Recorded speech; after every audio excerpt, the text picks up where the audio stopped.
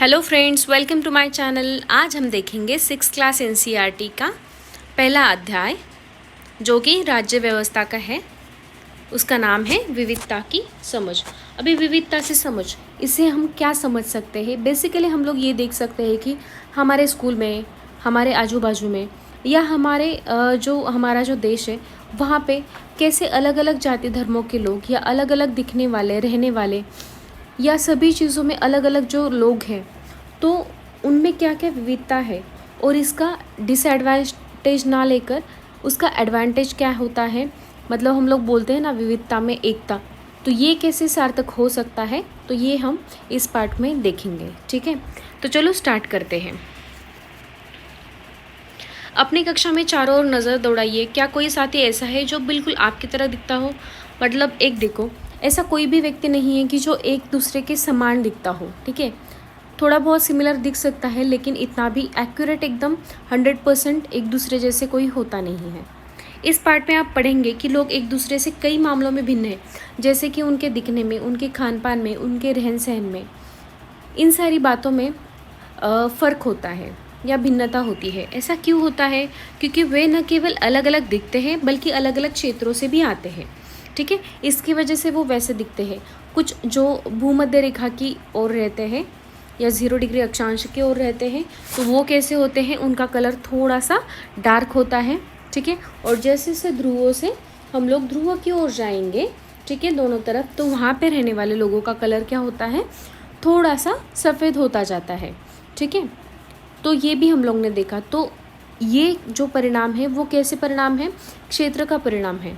ठीक है, या हम लोग देख सकते हैं किसी बॉर्डर पे जो लोग रहते हैं, किसी भी इलाके के या किसी स्टेट के या किसी देश के, तो वहाँ पे ये रहता है कि जो 2 स्टेट रहती है उसका जो मिक्सचर होता है वो उनका कल्चर होता है। ठीक है, उनके धर्म, रहन सहन, खान पान, भाषा, त्यौहार आदि भी भिन्न होते हैं। ठीक है, अभी कोई एक स्टेट ले लो, सपोज़ महाराष्ट्र है, तो महाराष्ट्र में बहुत सारी जाति विभिन्नताएं हैं। तो अलग अलग इलाके में, जैसे कोंकण में जाएंगे तो वहाँ पे अलग लैंग्वेज है, अलग उनका रहन सहन है। फिर सातारा जाएंगे तो वहाँ पे अलग है, पुणे जाएंगे तो वहाँ पे अलग कल्चर है, मुंबई एक सिटी है तो वहाँ पे बहुत सारे लोग इकट्ठा होते हैं, वहाँ पे एक अलग सा कल्चर है। तो ये सारी चीज़ें हैं, और हम लोग दूसरी स्टेट के बारे में बात कर सकते हैं। ठीक है, ऐसे ही, क्योंकि भारत में बहुत सारी जगह पे विविधता है। ये भिन्नताएँ हमारे जीवन को कई तरह से रोचक एवं समृद्ध बनाती है। ठीक है, मतलब ऐसा देखा जाए तो बाकी सारे कंट्री को के लोग भी जो है वो भारत का जो ये कल्चर है या भिन्नताएं हैं, ये सब को लेकर बहुत एक्साइटेड होते हैं, और वो स्टडी करने के लिए भी आते हैं कि ऐसे सारे विभिन्न जाति धर्मों के लोग, भिन्नताएं वाले लोग ऐसे एक साथ कैसे हो सकते हैं या कैसे एक साथ एकदम खुशी खुशी रह लेते हैं। ठीक है, तो इन भिन्नताओं के कारण ही भारत में विविधता है। क्या है? इन भिन्नताओं के कारण ही भारत में विविधता है। तो देखो फ्रेंड्स, कुछ कुछ पॉइंट्स में येलो से टिक कर रही हूँ, तो वो ध्यान से समझ लीजिएगा। ठीक है, और इसकी नोट्स भी बना लीजिएगा ताकि आपको बाद में परेशानी ना हो। या आप एक काम कीजिए, फर्स्ट टाइम ये वीडियो अच्छे से देख लीजिए और सेकेंड टाइम आपको पता चलेगा कि क्या क्या इसके नोट्स बनाने हैं। तो वैसे आप जब लेक्चर चालू रखिएगा उसके नोट्स बना लीजिएगा, और थर्ड रीडिंग में आप खुद एनसीईआरटी पढ़ के आप उसमें से और कंसाइज नोट्स बना लीजिएगा। ठीक है, उसके बाद है विविधता या अनेकता। ठीक है, विविधता या अनेकता दोनों भी अलग अलग टर्म्स है क्या, ये मुझे कमेंट बॉक्स में बताइएगा। विविधता मतलब क्या होती है और अनेकता मतलब क्या होती है? ठीक है, मतलब किसी भी चीज़ की अनेकता क्या होती है और विविधता क्या होती है। ठीक है, ये हमारे जीवन को कैसे बेहतर बनाती है? तो देखो, ये चीज़ें हैं, मतलब कोई भी चीज़ में भिन्नता जितनी ज़्यादा होगी तो उतना ज़्यादा वो जो संस्कृति है वो बहुत अच्छी तरीके से फूल सकती है। ठीक है, भारत इतनी विविधताओं वाला देश कैसे बना? क्या सभी तरह की भिन्नता विविधता का ही भाग है? चलिए, कुछ उत्तर के लिए हम ये पाठ पढ़ते हैं। ठीक है, तो ये बेसिक कुछ इन्फॉर्मेशन हुआ। ठीक है, अभी यहाँ पे ये दिया गया है कि बहुत सारी चीज़ें ऐसी हैं कि यहाँ पे एग्जाम्पल के तौर पर बताया गया है। ठीक है, तो ये 6th क्लास एनसीईआरटी है, तो आप प्लीज़ अंडरस्टैंड कर लीजिएगा कि ये एग्जाम्पल मुझे पढ़ने पड़ेंगे, और उसमें से जो मेन इंपॉर्टेंट चीज़ है वो मैं आपको बताऊँगी। ठीक है, आपकी उम्र के 3 बच्चों ने ऊपर दिए गए चित्र बनाए हैं। ठीक है, मतलब 6 क्लास में समझो, ठीक है। एक ने ऐसा बनाया है, एक ने ऐसा बनाया है और एक ने ऐसा बनाया है, ठीक है। खाली बक्से में आप अपना चित्र बनाइए। क्या आपका चित्र 3 अन्य चित्र के जैसे होता है? तो नहीं, ये ऐसा पॉसिबल नहीं होगा। जो हम चित्र बनाएंगे वो ज़रूर इन तीनों से अलग होगा, ठीक है। आपका चित्र इन तीनों से बहुत भिन्न हो, जैसे कि ये 3 चित्र भी आपस में एक दूसरे से नहीं मिलते हैं, ठीक है, क्योंकि चित्रकारी का हर एक का अलग अलग तरीका होता है। जिस तरह हमारी चित्रकारी में भिन्नता है, तो वैसे ही सिमिलरली देखो यहाँ पे येलो से मैं कर रही हूँ, रंग रूप खान पान आदि में भी भिन्नता होती है, ठीक है। अपनी अध्यापिका की सहायता से यह पता कीजिए कि आपस में से कितनी साथियों ने के जवाब एक जैसा है। तो ऐसे नहीं हो सकता कि किसी का हुबहू मिलता हो, ठीक है। हालांकि ऐसा होगा कि कई साथियों के कुछ जवाब आपके जवाबों से मिलते जुलते होंगे कभी कभी, ठीक है। ये कुछ एक्टिविटी है अपनी कक्षा के, कितने लोग कितनी भाषाएं बोलते हैं, ठीक है, वगैरह वगैरह, ठीक है। फिर है दोस्ती करना। क्या ऐसे इंसान से दोस्ती करना आपके लिए आसान होगा जो आपसे बहुत भिन्न है? तो ऐसे नहीं हो सकता लगभग, मतलब ऐसे बहुत केसेस में पॉसिबल होता है, लेकिन कभी कभी ऐसा होता है कोई तो चीज़ हमारे साथ मिलती जुलती होनी चाहिए ताकि हमें उसके साथ कनेक्ट होने में ईजी हो जाए, ठीक है। मैंने इसे एक मजाक की तरह लिया, मजाक जो कि फटे पुराने कपड़े पहने उस छोटे से लड़के के लिए था जो जनपद के भीड़ भाड़ वाले चौराहे की लाल बत्ती पर अखबार बेचता था, ठीक है। मतलब ये क्या है, ये एक स्टोरी बताई गई है, ठीक है। मतलब एक जनपद पर एक लड़का था जो अखबार बेचता था, ठीक है। आप भी ये स्टोरी मन में रख लीजिएगा कि कैसे है ये स्टोरी, ठीक है। तभी आपको पता चलेगा कि विविधता क्या है। मैं जब भी यहाँ से साइकिल से गुजरता, वह अंग्रेज़ी का अखबार हाथ में लहराते हुए मेरे पीछे भागता और उस दिन की सुर्खियों को अंग्रेज़ी हिंदी के मिले जुले शब्दों में चिल्लाकर सुनाता रहता, ठीक है। इस बार मैं पटरी के सहारे रुका और मैंने उससे हिंदी का अखबार मांगा।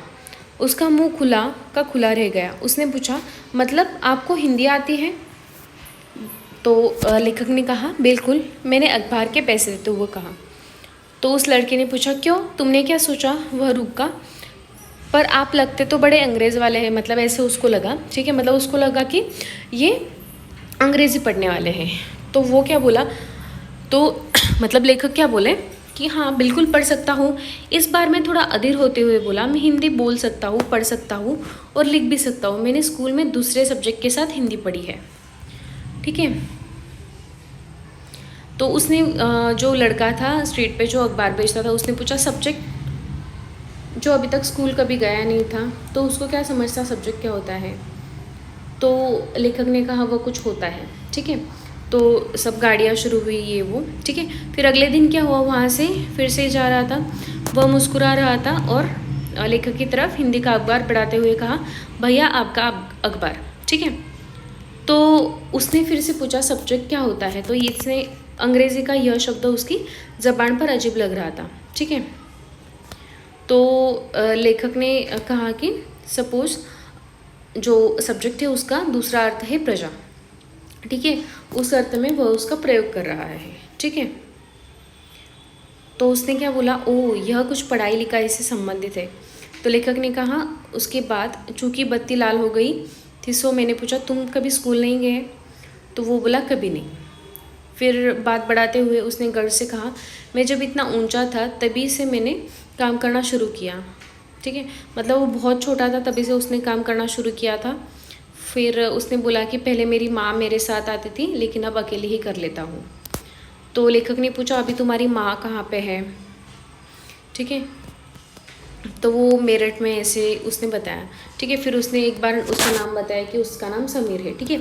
तो ये देखो, ये पहला कैरेक्टर है जो स्ट्रीट पर अखबार बेचता था, उसका नाम है समीर। वो कभी स्कूल गया नहीं है, ठीक है।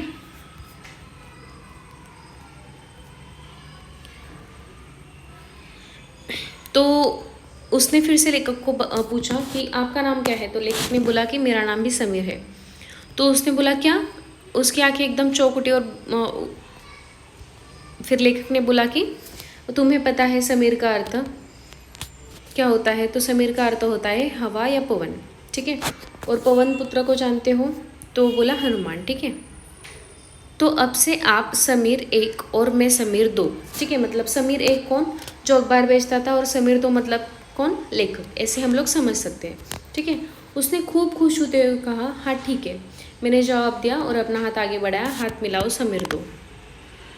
उसका छोटा सा हाथ मेरे हाथ में एक नन्ही चिड़िया की तरह समा गया। मैं साइकिल चलाकर आगे बढ़ गया और गर्माहट अब तक महसूस कर रहा था।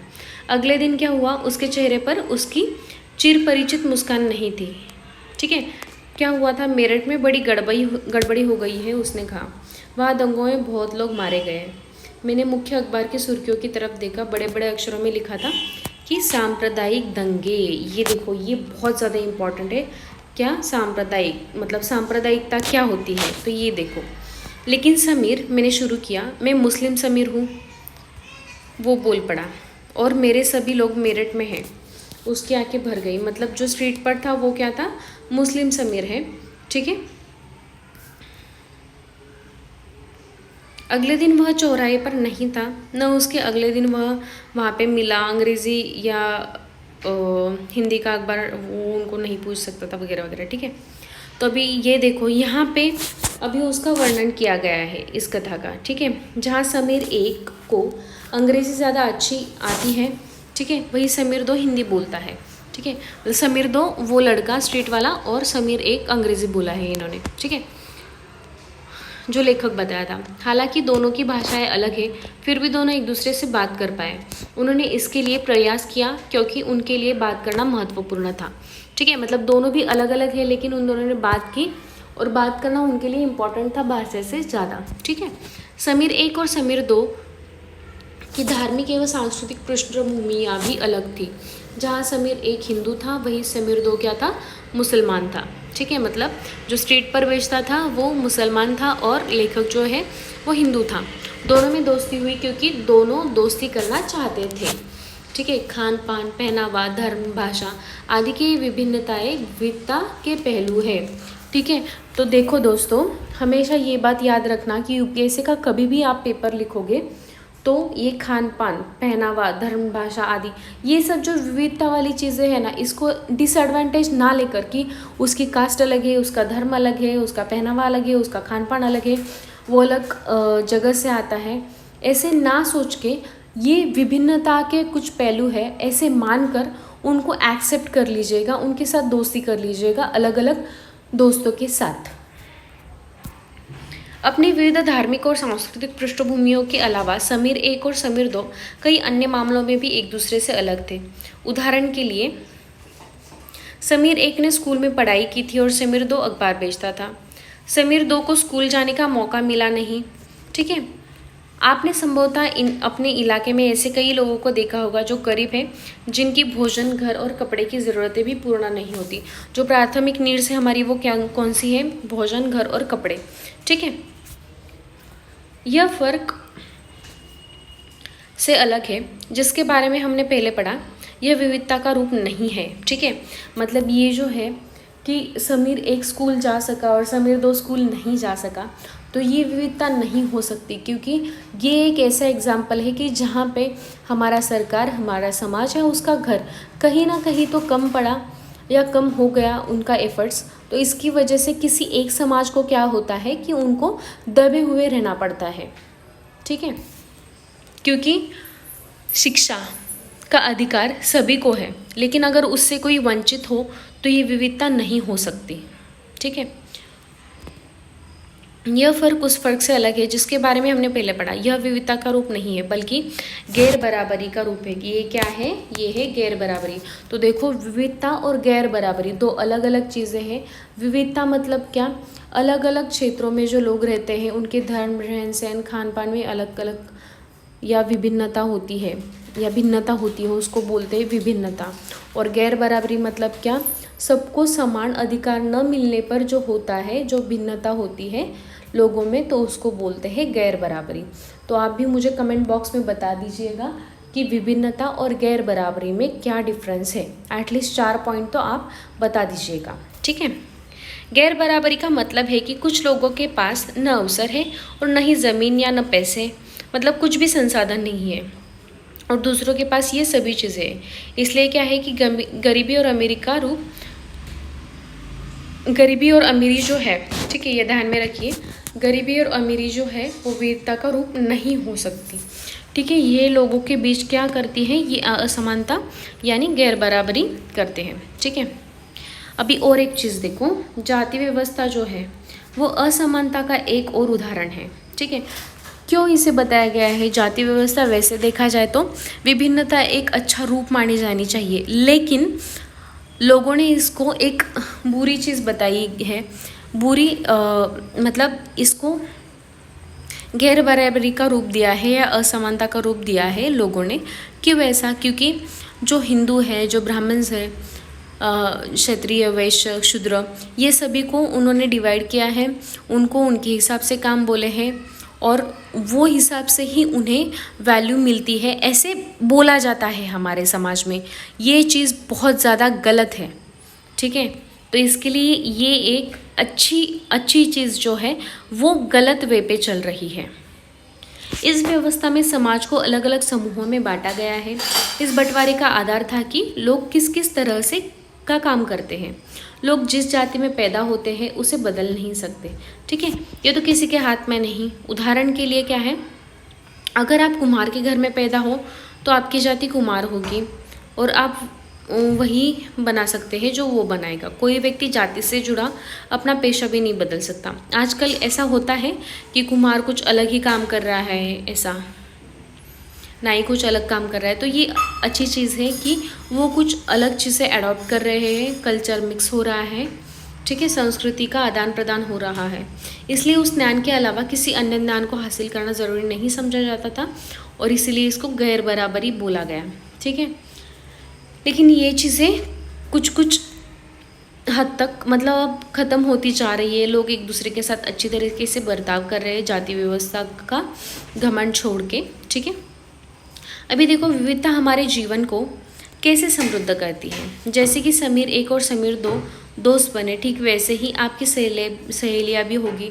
ठीक है, जिसके अलग अलग त्यौहार होते होंगे, अलग अलग कपड़े, सब चीज़ें अलग अलग होती होंगी, लेकिन फिर भी वो आपकी दोस्त बनती है ना। आपको शायद तरह तरह के जानवरों, रानियों, साहसिक कथाओं या भूतों की कहानियाँ पसंद होगी। संभव है कि आपको खुद कहानी बनाना भी पसंद होगा। ठीक है, एक अच्छी कहानी पढ़ने पर हमें खुशी मिलती है। ठीक है, तो वैसे ही यहाँ पे बताया है कि अलग अलग कहानियाँ तैयार करो। कुछ लोग जंगल में जानवरों के नज़दीक रहते हैं, उन्होंने जानवरों की दोस्ती और लड़ाई के बारे में कहानियाँ लिखी होगी। ऐसे मतलब उन्होंने बताया है कि अपने सहेलियों के बारे में, क्लास के बच्चों के बारे में। ठीक है, ये इतना कुछ इम्पोर्टेंट नहीं है। ठीक है, हाँ, बाद में है भारत में विविधता।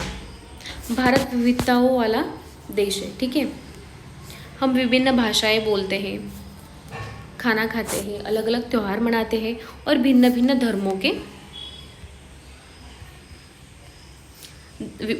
धर्मों का पालन करते हैं।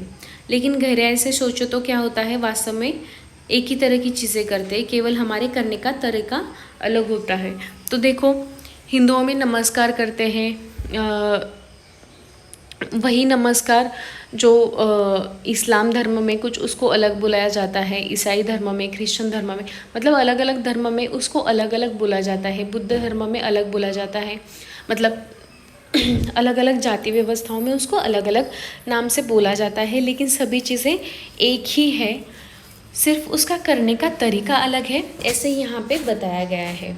ठीक है, हम विविधता को कैसे समझें? तो देखो, करीब 200 पहले जब रेल, हवाई जहाज़, बस और कार हमारे जीवन का हिस्सा नहीं थे, तब भी लोग क्या करते थे, संसार के एक भाग से दूसरी भाग यात्रा करते थे।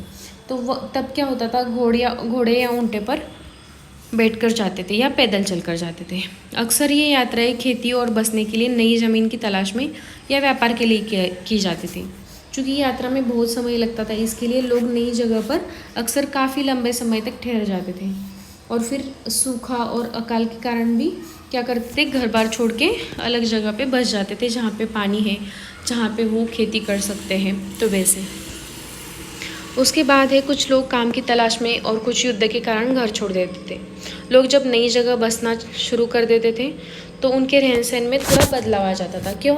क्योंकि वहाँ का रहन सहन वो क्या करते थे, वो आत्मसात कर लेते थे और उसी तरह अपनी संस्कृति के साथ वो संस्कृति मिलाते थे और वैसे ही वो रहते थे। ठीक है। तो जो नई चीज़ें हैं वो अपना लेते थे, कुछ चीज़ें वे पुरानी ढर्रे पर ही चलते थे। इसकी तरह उनकी भाषा, भोजन, संगीत, धर्म आदि में नए और पुराने का मिश्रण होता रहता था। ठीक है। उनकी संस्कृति और नई जगह की संस्कृति में आदान प्रदान होता और धीरे धीरे एक मिश्रित या मिलती जुलती संस्कृति उभरती। अलग अलग क्षेत्रों का इतिहास देखें तो आपको पता चलेगा कि क्या है। ठीक इसी तरह अलग अलग तरह की भौगोलिक स्थितियाँ किस प्रकार सामंजस्य बैठाते हैं उससे भी विविधता उत्पन्न होती है। ठीक है। उदाहरण के तौर पर देखा जाए तो समुद्र के पास रहने वाले, ठीक है, और पहाड़ी इलाकों में रहने वाले लोगों में बड़ा फ़र्क होता है। ठीक है। न केवल वहाँ के लोगों के कपड़े और खान पान की आदतें में फ़र्क होता है, बल्कि जिस तरह का वे काम करते हैं वे भी अलग होते हैं। शहरों में अक्सर लोग ये भूल जाते हैं कि उनका जीवन उनके भौतिक वातावरण से किस तरह गहराई से जुड़ा है। ऐसा इसलिए कि शहरों में लोग विरले ही अपने सब्जी या अनाज को उगाते हैं, लेकिन गांव में देखें तो बहुत सारे लोग अपना अनाज और सब्जियां उगाते हैं। ठीक है। और शहरों के लोग इन चीज़ों के लिए बाज़ार पर ही निर्भर रहते हैं। अभी देखो, इसके लिए भारत के दो जो भाग है, लद्दाख और केरल, उनको देखते हैं। ठीक है। तो दोनों के क्षेत्र में विविधता कैसी है, ऐतिहासिक और भौगोलिक कारकों का क्या असर पड़ता है, ये देखें। ठीक है। तो देखो, ये लद्दाख जो है वो जम्मू कश्मीर के पूर्व पहाड़ी पर रेगिस्तानी इलाका है जहाँ पर बहुत कम खेती संभव है। ठीक है। रेगिस्तानी इलाका है ये जम्मू कश्मीर के पूर्व पहाड़ियों में, क्योंकि इस क्षेत्र में बारिश बिल्कुल नहीं होती और ये इलाका वर्ष भर काफ़ी लंबे समय तक बर्फ से ढका होता है। ठीक है। मतलब ये ठंडा रेगिस्तान है। इस क्षेत्र में बहुत कम पेड़ उग जाते हैं। पीने के लिए, पानी के लिए लोग गर्मी के महीनों में पिघले हुए बर्फ की उपयोग करते हैं। ठीक है। और यहाँ के लोग खास किस्म की बकरी पालते हैं। ठीक है। जिसको क्या बोलते हैं, पश्मीना ऊन। ठीक है। ये ऊन बहुत कीमती होती है और इससे पश्मीना शाल बनती है जो बड़ी महंगी होती है।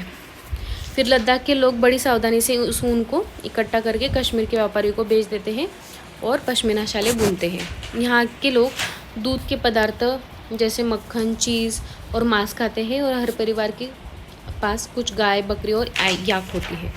ठीक है। फिर है रेगिस्तान होने का मतलब ये नहीं कि व्यापारी यहाँ आने के लिए आकर्षित नहीं हुए। लद्दाख तो व्यापार के लिए एक अच्छा रास्ता बन गया है, माना गया है, क्योंकि यहाँ कई घाटियाँ हैं जिनसे गुजरकर मध्य एशिया के काफ़ी इलाकों में पहुँचा जा सकता है, जिससे आज क्या कहते हैं, तिब्बत कहते हैं। ये काफ़िले अपने साथ मसाले, कच्चा रेशम, दरिया आदि लेकर जाते थे। ठीक है। फिर लद्दाख के रास्ते में ही बौद्ध धर्म तिब्बत में पहुंचा। लद्दाख को छोटा तिब्बत भी कहते हैं। करीब 400 साल पहले यहाँ लोग इस्लाम धर्म से परिचित हो गए और अब यहाँ अच्छी खासी संख्या में मुसलमान हैं। लद्दाख में गानों और कविताओं का बहुत ही समृद्ध मौखिक संग्रह है। मौखिक मतलब जो मुख से गाया गया है। ठीक है। तिब्बत का ग्रंथ केसर सागा। ठीक है। ये बहुत इंपॉर्टेंट है कि तिब्बत का ग्रंथ कौन सा है, केसर सागा। तिब्बत का ग्रंथ कौन सा है, केसर सागा, जो लद्दाख में काफ़ी प्रचलित है। उसके स्थानीय रूप को मुसलमान और बौद्ध दोनों ही लोग गाते हैं। तो देखो, यहाँ पे विविधता है, मुसलमान है और बौद्ध भी है, लेकिन इनमें विविधता में भी एकता है और उस पर नाटक खेलते हैं। ठीक है, ये लोग। तो देखो कितनी अच्छी बात है कि दोनों एक दूसरे के साथ मिलकर रहते हैं। अभी देखो, सेकंड एग्जाम्पल है केरल, जो भारत के दक्षिण पश्चिमी कोने में बसा हुआ राज्य है। यह एक तरफ से समुद्र से घिरा है, दूसरी तरफ पहाड़ियों से। ठीक है। और इन पहाड़ियों पर विविध प्रकार के मसाले जैसे काली मिर्च, लौंग, इलायची आदि उगाए जाते हैं। ठीक है। और इन मसालों के कारण यह क्षेत्र व्यापारियों के लिए बहुत बड़ा आकर्षण का विषय बना है। सबसे पहले अरबी एवं यहूदी जो है, मतलब अरबी और यहूदी व्यापारी जो है वो केरल आए, और ऐसा माना जाता है कि ईसा मसीह के धर्मदूत संत थॉमस लगभग 2000 साल पहले यहाँ आए थे। और भारत में ईसाई धर्म लाने का श्रेय उन्हीं को जाता है। ईसाई धर्म किसने लाया, मतलब किसको जाता है श्रेय? ईसा मसीह के धर्मदूत संत थॉमस। ईसा मसीह के धर्मदूत संत थॉमस। अरब से कई व्यापारी यहाँ आकर बस गए। इब्न बतूता ने जो करीब 700 साल यहाँ पहले आए, अपने यात्रा वृत्तांत में मुसलमानों के जीवन का विवरण देते हुए लिखा कि मुसलमान समुदाय की यहाँ बड़ी इज्जत थी। ठीक है। वास्को द गामा पानी के जहाज़ से यहाँ पहुँचा। ठीक है, मतलब कहाँ पे? केरल में। वास्को द गामा कब आया था आप कमेंट बॉक्स में बता दीजिएगा। ठीक है। तो पुर्तगालियों ने यूरोप से भारत तक का समुद्री रास्ता जाना। ठीक है। इन सभी ऐतिहासिक प्रभावों के कारण केरल के लोग विभिन्न धर्मों का पालन करते हैं, जैसे कि यहूदी, देखो यहूदी व्यापारी यहाँ पे आए थे, इस्लाम, फिर ईसाई, हिंदू और बौद्ध, इतने सारे धर्म हैं केरल में। चीन के व्यापारी भी केरल आए। यहाँ पर मछली पकड़ने के लिए जाल इस्तेमाल किए जाते हैं, वे चीनी जालों से हूबहू मिलते हैं। ठीक है, ये किसका परिणाम है कि चीनी व्यापारी यहाँ पे आए थे, उसका परिणाम है। उन्हें चीना वाला कहते हैं। तलने के लिए लोग जो बर्तन इस्तेमाल करते हैं उसे चीना चट्टी कहते हैं। इसमें चीन शब्द इस बात की ओर इशारा करता है कि उसकी उत्पत्ति कहाँ हुई होगी। केरल का उपजाऊ ज़मीन जो है और जलवायु है वो चावल की खेती के लिए उपयुक्त है। तो देखो ये भी एग्जाम्पल में क्वेश्चन में आ सकता है। केरल की जो उपजाऊ ज़मीन है और जलवायु जो है वो चावल की खेती के लिए इम्पॉर्टेंट है, मतलब केरल में चावल की खेती बहुत बड़े पैमाने पर की जाती है। ठीक है, और वहाँ के अधिकतर लोग मछली, सब्जी, चावल खाते हैं। ठीक है, वहाँ पे चावल बनता है तो ऑब्वियसली वहाँ के लोग वो खाते हैं। ठीक है, जहाँ केरल, तो अभी देखते हैं कि केरल और लद्दाख में कैसी भिन्नताएँ हैं, दोनों की भौगोलिक स्थितियाँ अलग है, कैसे वो सब देखते हैं। जहाँ केरल और लद्दाख भौगोलिक स्थितियाँ एक दूसरे से दोनों की अलग है, वहीं हम यह भी देखते हैं कि दोनों क्षेत्रों के इतिहास में एक ही प्रकार के सांस्कृतिक प्रभाव हैं। ठीक है, जैसे कि दोनों ही क्षेत्रों को चीन और अरब से आने वाले व्यापारियों ने प्रभावित किया।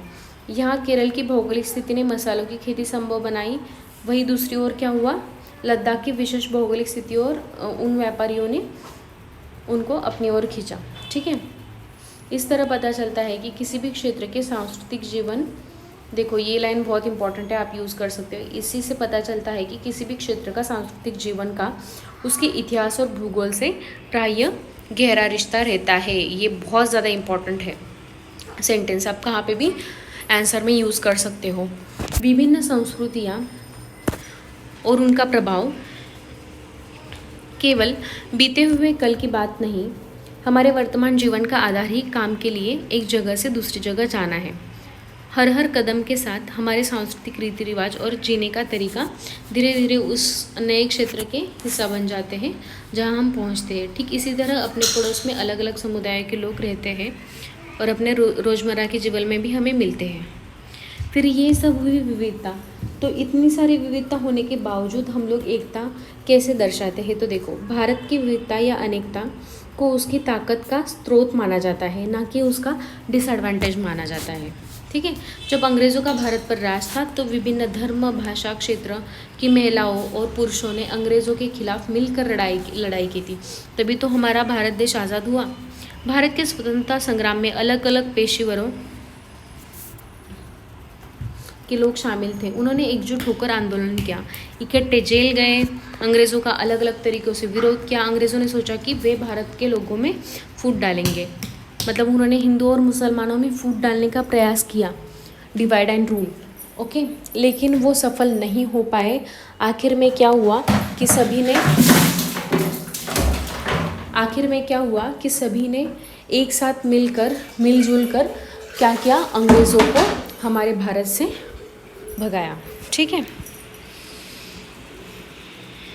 इस तरह उनका राज चलता रहेगा, मगर लोगों ने दिखलाया कि वे एक दूसरे से चाहे कितने भी भिन्न हों, अंग्रेज़ों के खिलाफ लड़ी जाने वाली लड़ाई में वे सब एक थे। यहाँ पे एक शायरी दी है, दिन खून के हमारे प्यारे न भूल जाना, खुशियों में अपनी हम पर आंसू बहा के जाना, सयाद ने हमारे चुन चुन के फूल तोड़े, वीरान इस चमन में कोई गुल खिला के जाना, दिन खून के हमारे, गोली खा के सोए जालियाबाग में हम, सुनी पड़ी कब्र पर दिया जला के जाना, दिन खून के हमारे। हिंदू और मुस्लिमों की होती है आज होली, बहते हैं एक रंग में, दामन भिगो के जाना, दिन खून के हमारे। कुछ जेल में पड़े हैं, कुछ कब्र में गड़े हैं, 2 बूंद आंसू उन पर प्यारे बहा के जाना, दिन खून के हमारे। ये इप्टा ने लिखा है। ठीक है, तो आप ये बात समझ चुके होंगे कि ये क्या है। ठीक है, फिर ये जो गीत था, ठीक है, अमृतसर में हुए जालियांवाला बाग हत्याकांड के दिन बाद गाया गया था। इस हत्याकांड में एक ब्रिटिश जनरल ने उन्हें शांतिप्रिय निहत्थे लोगों पर खुलेआम गोलियां चलाई थी। ठीक है, महिला, पुरुष, हिंदू, मुसलमान एवं सिख, कितने सारे लोग थे जो अंग्रेज़ों की पक्षपातपूर्ण नीति का विरोध करने के लिए यहाँ जमा हुए थे। उनमें से बहुत लोगों की जानें भी गई, उससे भी ज़्यादा घायल हुए थे। यह गीत उन्हीं शहीदों के लिए गाया गया था। स्वतंत्रता संग्राम के दौरान उभरे गीत और चिन्ह विविधता के प्रति हमारा विश्वास बनाए रखते हैं। ओके, स्वतंत्रता संग्राम के दौरान ही भारत के झंडे की परिकल्पना की गई थी। इस झंडे को सारे भारत में लोगों ने अंग्रेज़ों के खिलाफ इस्तेमाल किया। मतलब हमारे झंडे में क्या है, पहला तो केसरिया रंग है, फिर सफ़ेद है, फिर हरा रंग है और बीच में ब्लू कलर है। ठीक है, तो वो सभी चीज़ें, सभी कलर जो है वो क्या दर्शाते हैं वो आप कमेंट बॉक्स में बता दीजिएगा। ठीक है, जवाहरलाल नेहरू ने अपनी किताब भारत की खोज, जवाहरलाल नेहरू की किताब कौन सी थी, भारत की खोज, इसमें लिखा कि भारतीय एकता कोई बाहर से थोपी हुई चीज़ नहीं है, बल्कि यह बहुत घरी है जिसके अंदर अलग अलग तरह के विश्वास और प्रथाओं को स्वीकार करने की भावना है। ठीक है, ये भी आप सेंटेंस यूज़ कर सकते हो यूपीएससी मेंस में आंसर लिखने के लिए। इसमें विविधता को पहचानना और प्रोत्साहित किया जाता है। ये नेहरू ही थे जिन्होंने भारत की विविधता का वर्णन करते हुए अनेकता में एकता का विचार दिया था। मतलब उन्होंने बताया था कि कितनी भी अनेकता हो लेकिन हम लोग एक ही है। रविंद्रनाथ टैगोर द्वारा रचित हमारा राष्ट्रगान भी भारतीय एकता का ही एक अभिव्यक्ति है। राष्ट्रगान किस तरह से एकता का वर्णन करता है ये भी आप बताओ। ठीक है, मतलब उसमें सब चीज़ें बताई गई हैं। इसी के साथ दोस्तों ये फर्स्ट चैप्टर ख़त्म होता है। ठीक है, जिसका नाम था विविधता की समझ। नेक्स्ट वीडियो में देखते हैं नेक्स्ट चैप्टर। तब तक मेरे चैनल पर बने रहिएगा, अपने दोस्तों में ये वीडियो शेयर करते रहिएगा और अपने चैनल को सब्सक्राइब कीजिए ताकि मुझे मोटिवेशन मिले।